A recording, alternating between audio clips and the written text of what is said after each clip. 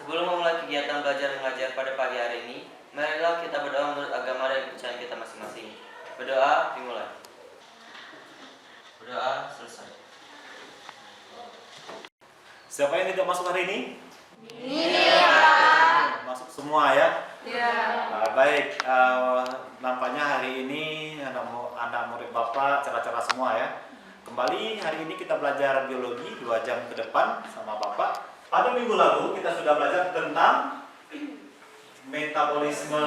Ingatkah kalian tentang metabolisme? Apa itu metabolisme? Angkat tangan. Aja. Metabolisme adalah seluruh proses biokimia yang terjadi di dalam tubuh kita. Berapa pembagian antara metabolisme dibagi menjadi? 2. Yang pertama anabolisme. Yang kedua katabolisme. Katabolisme artinya? Saya Pak. Ya, silakan Deva. Katabolisme yaitu penguraian senyawa kompleks menjadi senyawa sederhana. Katabolisme adalah penguraian senyawa kompleks menjadi Senyawa senyawa sederhana. Tepuk tangan dulu untuk Deva. Baik. Kemudian apa itu enzim? Pak, Ya, silakan Tiara. enzim adalah biokatalisator yang mempercepat suatu reaksi tanpa ikut bereaksi. Ya, baik. Tepuk tangan untuk Tiara. Kemudian, bagaimana kerja enzim? Bekerja secara spesifik. Bekerja secara spesifik. Artinya satu enzim hanya bekerja pada satu substrat. Kalian pernah mendengar tentang diabetes, penyakit diabetes? Apa itu penyakit diabetes? Penyakit gula. Apakah penyakit gula itu diturunkan pada anaknya? Pernah mendengar? Nah, kenapa bisa diturunkan ke anaknya? Silakan aja. Karena ada faktor genetika yang mempengaruhi. Karena ada faktor genetika yang mempengaruhinya. Baik, tepuk tangan untuk Ajeng dulu.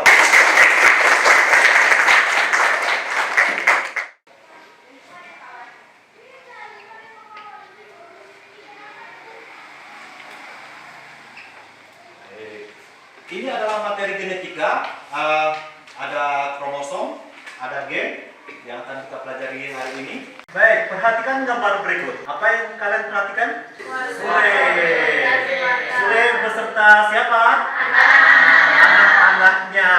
Coba perhatikan muka Sule dan anak-anaknya. Anaknya itu mirip ya? Mirip nggak? Mirip. Mana yang anaknya? Semuanya.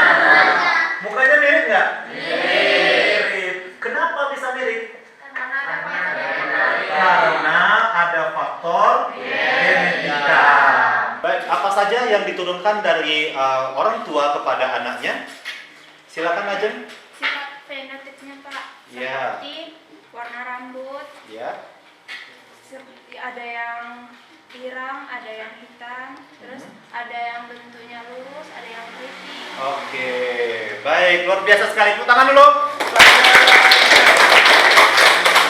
Nah, tujuan pembelajaran kita pada hari ini adalah, silakan dibaca. Tujuan pembelajaran melalui kegiatan pembelajaran dengan model pembelajaran probable-based learning dengan pendekatan saintifik, peserta didik dapat mendeskripsikan struktur dan fungsi gen. Nah, sekarang kita membentuk kelompok. Jadi Bapak membagi kalian menjadi 3 kelompok. Yang pertama kelompok DNA, yang kedua RNA, dan kelompok yang ketiga kromosom.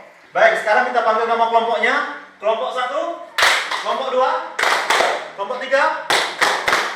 Tolong dibantu saya beli untuk membagikan LKPD-nya kepada masing-masing kelompok.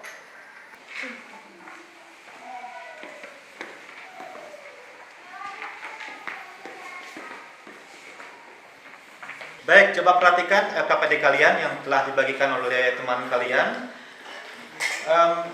Untuk kelompok DNA itu membuat gambar DNA. Jadi setelah artikel yang kalian baca, kemudian masing-masing kelompok membuat karya. Kelompok DNA membuat gambar DNA dan kromosom.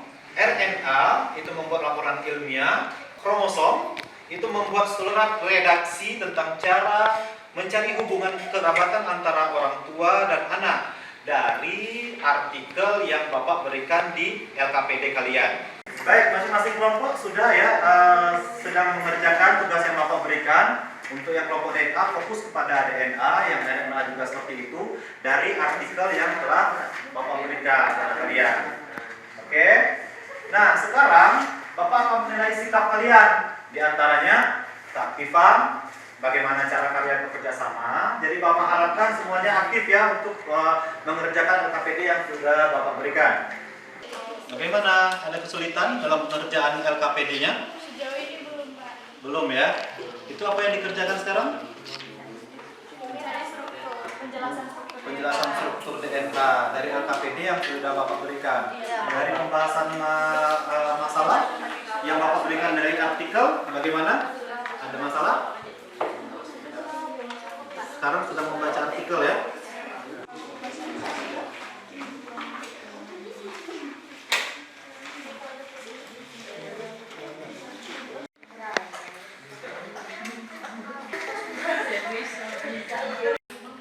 Halo. Hai. Gimana kelompoknya? Kelompok apa ini? Kromosom. Apa yang dikerjakan? Membuat surat. Membuat surat. Oke, dengan dua bahasa ya. Satu bahasa Indonesia, bahasa Inggris. Oke, baik. Tidak ada kendala dari artikel yang diberikan? Sejauh ini belum. Belum ada ya. Baik. Silakan lanjutkan. Baik, kelompok RNA. Apa yang dikerjakan? Membuat laporan akhir. Membuat laporan ilmiah. Dari mana? Dari artikel. Dari artikel ya. Oke. Sudah dibaca artikelnya? Dan untuk website lengkapnya Bapak sharekan ke grup ya. Sudah dibaca semuanya ya? Baik. Tidak ada masalah yang kelompok ini? Baik anak-anak, udah selesai semua pekerjaannya? Baik, kelompok DNA sudah selesai? Kelompok RNA? Kelompok kromosom? Baik, karena sudah selesai semua, sudah siap ya masing-masing kelompok untuk mempresentasikan hasil diskusi kelompoknya. Assalamualaikum warahmatullahi wabarakatuh. Waalaikumsalam warahmatullahi wabarakatuh. Saya perwakilan dari kelompok 1 akan menyampaikan hasil diskusi kami yaitu tentang DNA dan strukturnya. Kami mulai dengan sedikit potongan ringkasan dari sebuah artikel yang kami baca yaitu tentang seorang Andre yang telah berpisah dengan orang tuanya selama 40 tahun. Jadi ketika dia bertemu sama orang tuanya, pasti ada ragu kan itu orang tuanya atau bukan. Nah, si Andre ini pun melakukan tes DNA untuk memastikan apakah itu positif ibunya atau bukan. Dan ternyata hasilnya positif. Dari artikel inilah kami membahas tentang DNA dan gambar struktur DNA. Oke, gambarnya bisa dilihat di sini. Ini struktur sederhananya. Oke, saya akan membacakan strukturnya. Struktur DNA terdiri dari nukleotida, yaitu nukleotida ini terdiri lagi menjadi 3 bagian, yaitu satu molekul gula. Dalam hal ini adalah deoksiribosa. 2, 1 molekul fosfat, dan ketiga 1 molekul basa nitrogen. Dan 1 molekul basa nitrogen ini terdiri lagi menjadi 2, yaitu 1 purin dan 2 pirimidin. Selanjutnya, 1 molekul gula dan 1 molekul basa disebut nukleosida. 3. Ketentuan cerga menyatakan bahwa perbandingan A per T dan S per G selalu mendekati 1. 4. Watson dan Crick berpendapat bahwa struktur DNA double helix hanya dapat stabil apabila basa adenin dari satu pita berpasangan dengan basa timin dari pita pasangannya. Dan basa sitosin berpasangan dengan basa guanin. Pasangan adenin dan timin dihubungkan oleh 2 atom H, sedangkan basa sitosin dan guanin dihubungkan dengan 3 atom H. Oke, selanjutnya, sebuah nukleotida selalu memiliki ujung 3, OH5P, sehingga dalam double helix, menurut model Watson-Crick, terdapat satu buah pita dengan arah 3-5, sedangkan pita pasangannya 5-3. Oke, berarti pita pasangan itu berbalik dengan sebuah pita dengan arah 3-5. Oke, silakan. Saya dari kelompok RNA ingin bertanya, bagaimana DNA itu bisa mendeteksi perwarisan sifat? Oke, terima kasih pertanyaan dari kelompok RNA. Pertanyaannya akan dijawab oleh rekan saya, yaitu Nurali. Baiklah, saya akan menjawab pertanyaan dari kelompok RNA. Dideteksi dengan cara tes DNA untuk mencari hubungan kekerabatan yang paling dekat seperti ibu dan anak dengan melihat variasi pasangan kodon. Sekian, terima kasih. Baiklah, tidak ada yang ingin bertanya lagi? Sudah jelas ya? Baiklah, jika sudah jelas, saya tutup presentasi ini. Mohon maaf apabila terdapat salah-salah kata. Wassalamualaikum warahmatullahi wabarakatuh. Waalaikumsalam warahmatullahi wabarakatuh. Baik, kita beri aplaus untuk kelompok DNA.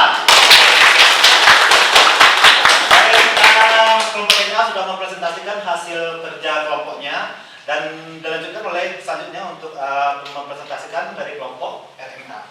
Kemudian seperti ini. Nah, seperti ini ya kromosom ya. Seperti kita. Ini yang disebut dengan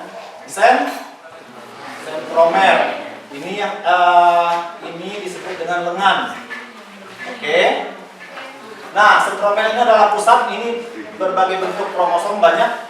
Kemudian di dalam kromosom ini adalah untayan rantai DNA. Baik, demikianlah masing-masing kelompok setelah mempresentasikan.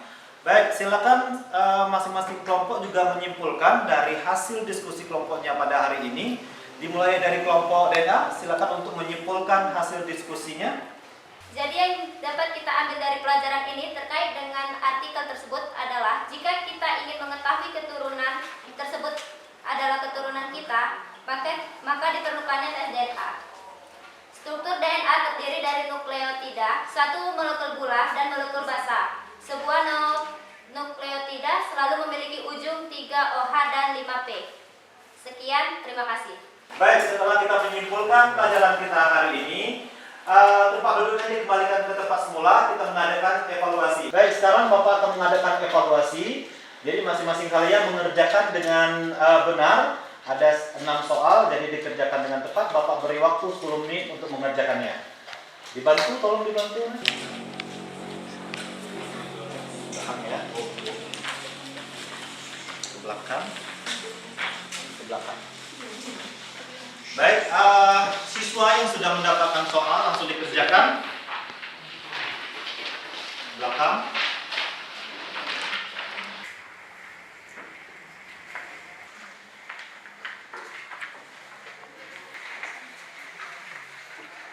Baik, waktunya sudah habis, silakan dikumpulkan.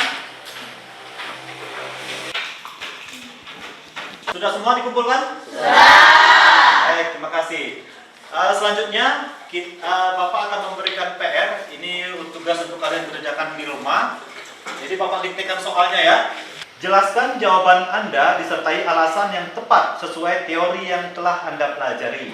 Demikian kita sudah belajar tentang materi genetik pada hari ini. Persiapkan diri kalian untuk belajar minggu depan tentang materi pembelahan sel. Terima kasih atas perhatiannya.